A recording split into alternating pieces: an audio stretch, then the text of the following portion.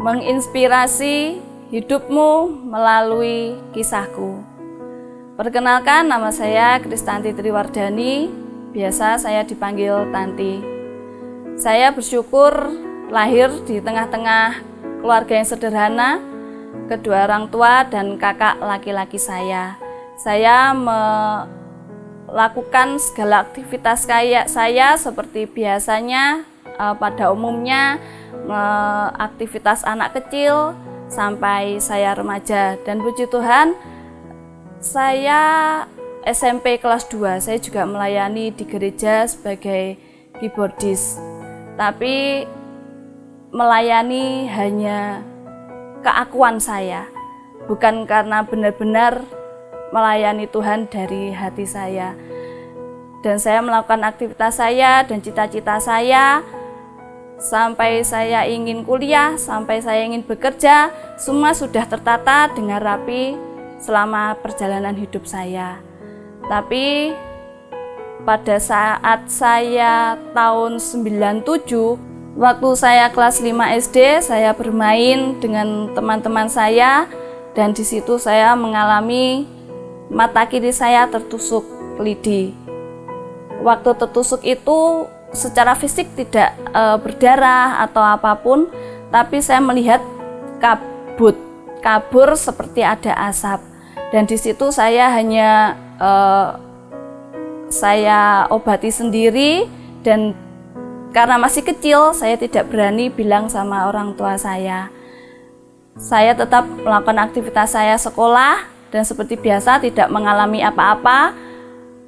Mata saya pun juga tidak ada gangguan. Dan waktu saya naik SMP, tepatnya SMP kelas 2, masih waktu itu di tahun 2000, saya merasa ada gangguan di mata saya karena saya melihat papan tulis tidak jelas.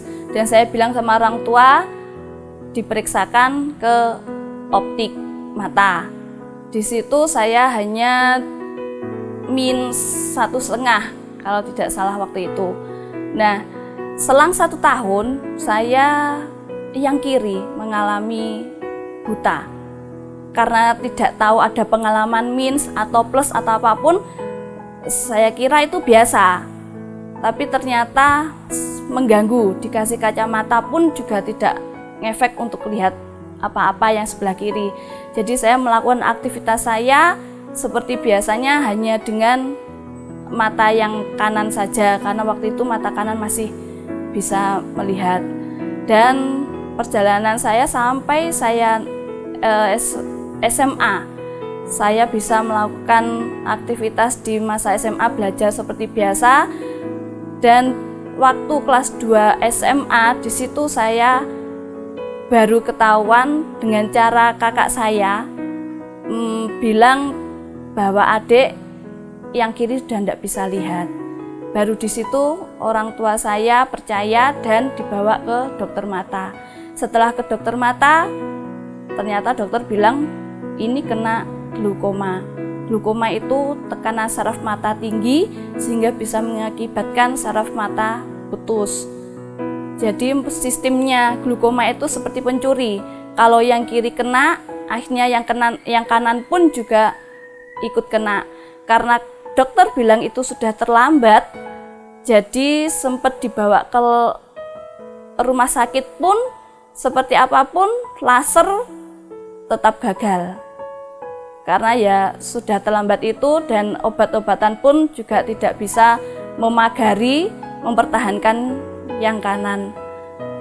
Setelah saya divonis oleh dokter bahwa saya glaukoma dan itu terlambat, walaupun dioperasi atau di laser pun tidak akan bisa menyelamatkan mata saya, dan di situ saya merasa terpuruk, tidak tahu apa yang harus saya lakukan.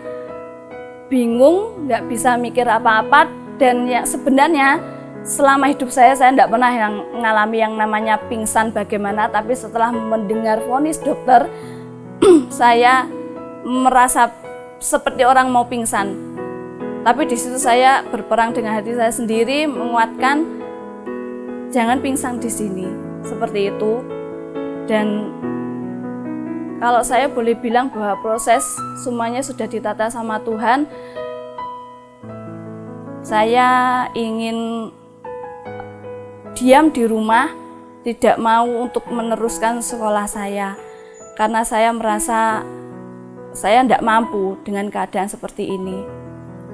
Tapi puji Tuhan, karena ada keluarga, ada teman-teman yang mendukung saya, karena ibu saya adalah majelis gereja. Dan saya ingat bahwa saya waktu periksa ke dokter itu hari Sabtu. Dan di hari Minggu itu, ibu saya waktu untuk naik mimbar. Nah, di situ Tuhan sudah siapkan segalanya sebelum menguatkan orang lain. Sepertinya Tuhan menguatkan keluarga saya. Karena di situ ternyata ibu ambil renungan masalah Ayub. Kehidupan Ayub, bagaimana perjalanannya, dan ibu mengambil ayat nasnya di Yesaya 41 ayat 10. Akhirnya setelah kita pulang dari dokter, kita sekeluarga duduk semuanya dan tidak tahu apa harus bilang apa, harus ngomong apa, harus berpikir apa. Yang ada rasanya tidak terima. Tapi namanya perjalanan harus kita tetap hadapi. Walaupun saya sudah tersungkur, semua tersungkur, tapi semuanya harus tetap bisa berdiri untuk menghadapi semuanya. Karena kakak saya pun juga menguatkan saya untuk saya harus bisa menyelesaikan sekolah saya waktu SMA. Dan di SMA kelas 3 sempat saya dipanggil ke kepala sekolah. Akan dipertimbangkan bagaimana anak ini harus istirahat dulu atau lanjut. Jadi saya ada beberapa guru yang memperjuangkan untuk saya tetap lanjut dan tidak istirahat di tahun berikutnya. Di situ saya merasa bahwa tanpa ada orang-orang yang di sekitar saya pasti tidak akan mampu untuk melewati itu semuanya. Dan puji Tuhan, saya di masa SMA, saya bisa melewatinya. Dan di tahun 2004, genap saya lulus, tidak istirahat, tidak molor. Dan kakak saya bertanggung jawab atas hidup saya, bilang sama ibu, "Ibu, adik tak bawa ke Malang." Akhirnya ibu percaya aja karena yang bawa kakak. Lah ternyata kakak saya punya kenalan teman kuliah, adiknya itu juga belajar masalah tentang tunanetra. Akhirnya saya dibawa ke Malang, saya belajar privat Braille OM, orientasi mobilitas dan huruf Braille.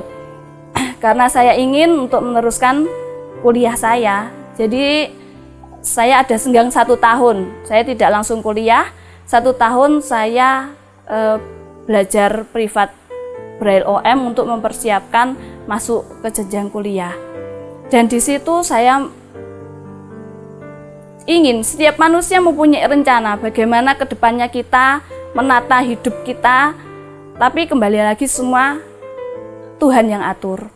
Karena saya sebenarnya dari SMP memang pengen masuk ke konseling atau psikologi, tapi ternyata dengan keadaan seperti ini saya ditolak karena takutnya secara visual saya tidak bisa mengikutinya. Akhirnya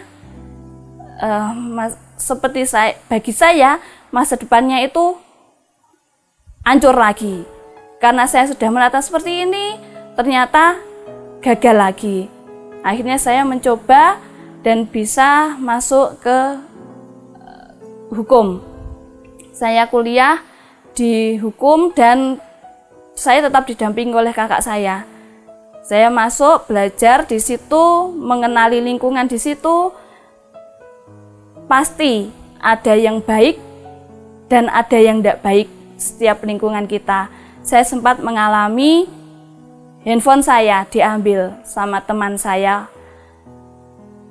Disitulah saya mengalami rasanya di hati saya, kok ada ya yang tega dengan keadaan saya seperti ini. Tapi inilah hidup yang harus saya lewati, ndak akan mulus seperti apa yang kita inginkan. Tapi proses-proses itu akan membuat kita lebih kuat. Dan puji Tuhan, saya waktu kuliah itu dengan kerasnya kakak saya mendampingi, kakak saya sempat bilang, "Dek, kamu tak turunkan di halaman, kamu kuliah ndak kuliah terserah kamu." Tapi ternyata kakak saya itu ada di parkiran jauh dari saya, pengen tahu kalau tidak ada kakak saya, adikku tetap bisa berdiri ndak, seperti itu. Dan mau tidak mau saya harus masuk ke kampus. Dan pernah pengalaman saya, waktu itu saya ada di kelas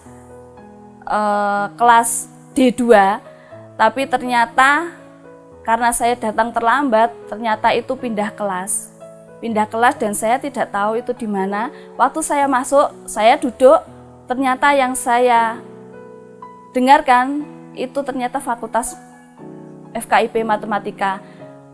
Akhirnya saya bilang, "Oh maaf, saya salah kelas." Ternyata dosennya, "Loh mbaknya hukum." "Oh iya mbak, salah kelas."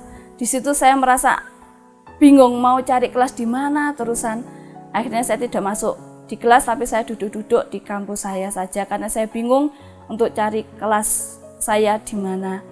Dan di situ saya waktu itu penglihatan saya masih 5%, jadi saya hanya bisa masih melihat bayangan, lampu yang mati, nyala, itu saya masih bisa.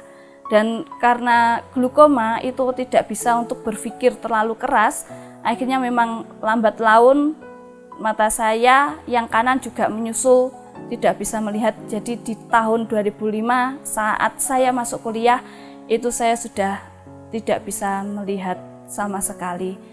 Dan di situ saya mengalami bahwa perjalanan hidup saya benar-benar penuh dengan perjuangan, dan bagi saya di situ tidak akan pernah bisa kalau kita tidak ada di lingkungan yang sehat dan juga komunitas yang sehat. Saya bisa move on karena di Malang itu ada komunitas teman-teman tunanetra. Di situ saya baru bisa mengatakan yang namanya bersyukur, karena saya bersyukur masih ada di tengah-tengah keluarga yang mendukung saya, masih ada teman-teman yang mendukung saya. Secara materi saya mungkin bisa tercukupi sampai saya kuliah. Dan saya membandingkan dengan teman-teman saya yang dari lahir sudah tidak bisa melihat dan tidak diterima oleh keluarganya, dan dia harus berjuang dengan sendirinya untuk menghadapi hidupnya.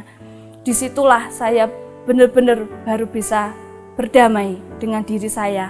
Selang divonis dokter sampai saya berdamai 2 tahun itu bagi saya sia-sia, karena buat apa 2 tahun itu saya tidak melakukan apa-apa setelah saya move on itu.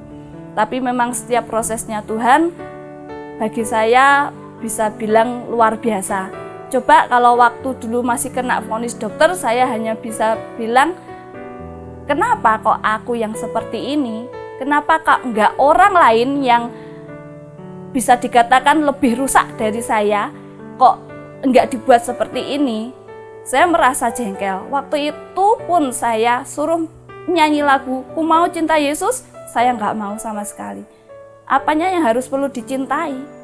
Wong saya dibuat seperti ini, saya punya masa depan selalu, bagi saya, kalau saya bilang kasarnya, selalu dihancurkan. Saya membuat planning A, B, C, D, ternyata hancur juga. Saya protes sama Tuhan. Mengapa kehidupan saya seperti ini? Yang dulunya merasa bahagia, seneng, bisa aktivitas, tiba-tiba merasa hidup saya harus gelap. Gelap bagi saya waktu itu, saya tidak bisa melakukan apa-apa.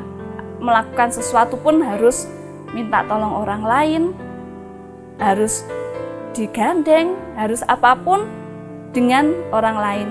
Tapi puji Tuhannya setelah saya belajar Braille OM, di situ saya merasa bahwa ternyata yang tidak bisa melihat hanya mata, tapi hati, perasaan, semuanya akan bermain dengan sendirinya. Itu saya benar-benar alami.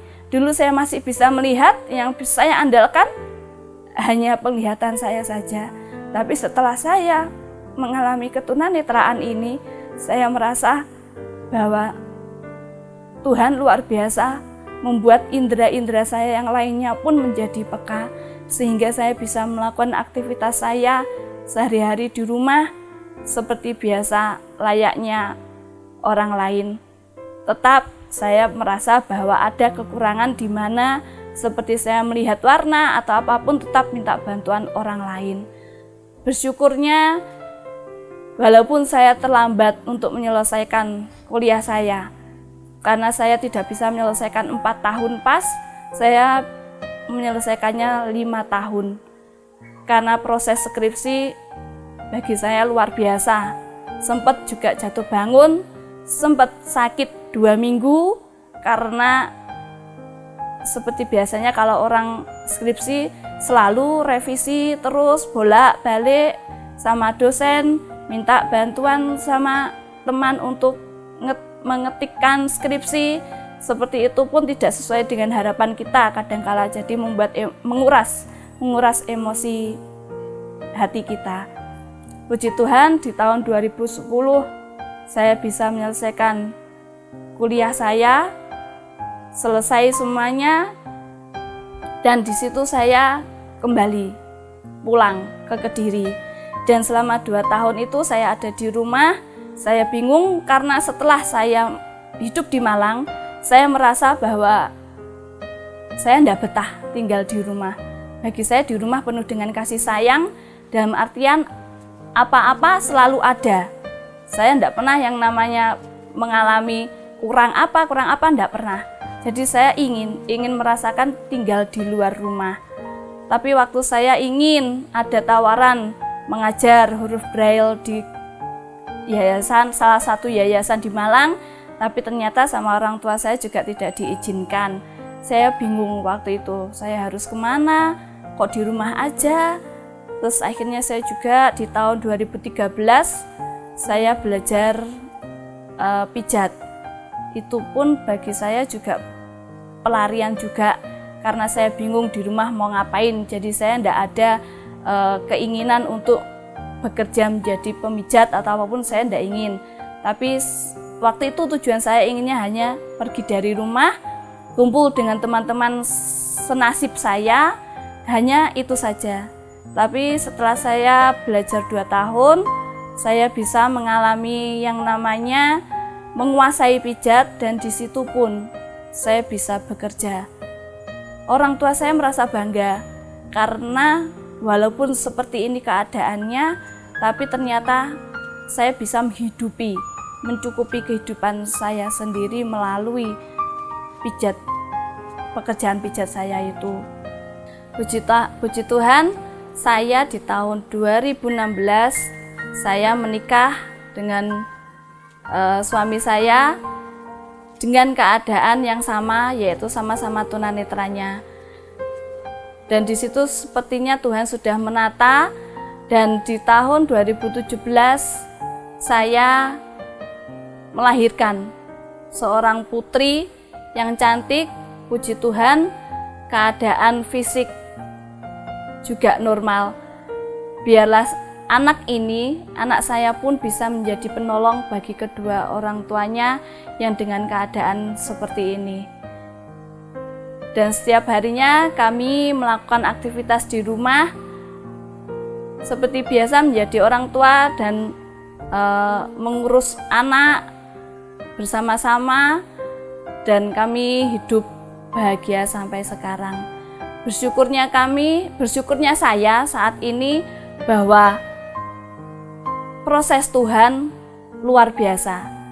Karena kita bisa bilang proses Tuhan luar biasa saat kita sudah mengalami proses-proses itu.